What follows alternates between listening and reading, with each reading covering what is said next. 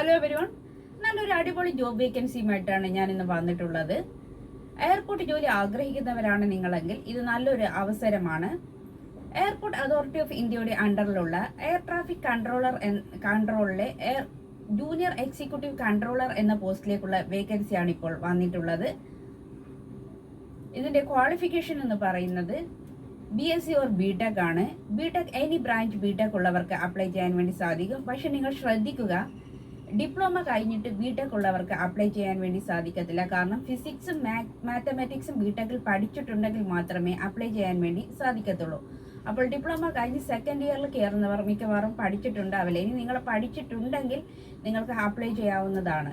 അതുപോലെ BSc നിങ്ങളുടെ ഡിഗ്രിയിലും ഫിസിക്സും മാത്തമാറ്റിക്സും ഉണ്ടെങ്കിലേ അപ്ലൈ ചെയ്യാൻ സാധിക്കത്തുള്ളൂ. BSc മാത്തമാറ്റിക്സ്, BSc ഫിസിക്സ് വേണമെന്നില്ല.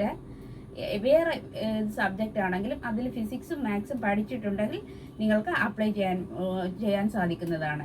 ഇതിന്റെ സാലറി വരുന്നത് 1 lakh എബോവ് ആണ്. അതുപോലെ ഇതിനിപ്പോൾ ഈ വർഷം അപ്ലൈ ചെയ്തിട്ട് കൊടുത്ത് കിട്ടിയില്ലെങ്കിൽ നിങ്ങൾ നിരാശപ്പെടേണ്ടി വരില്ല.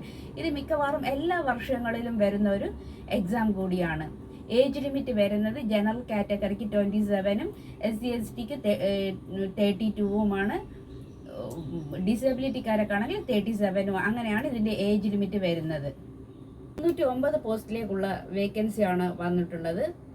ഇതുപോലത്തെ ഇൻഫോർമേറ്റീവായ വീഡിയോസിന് വേണ്ടി ചാനൽ സബ്സ്ക്രൈബ് ചെയ്യാൻ മറക്കരുത്.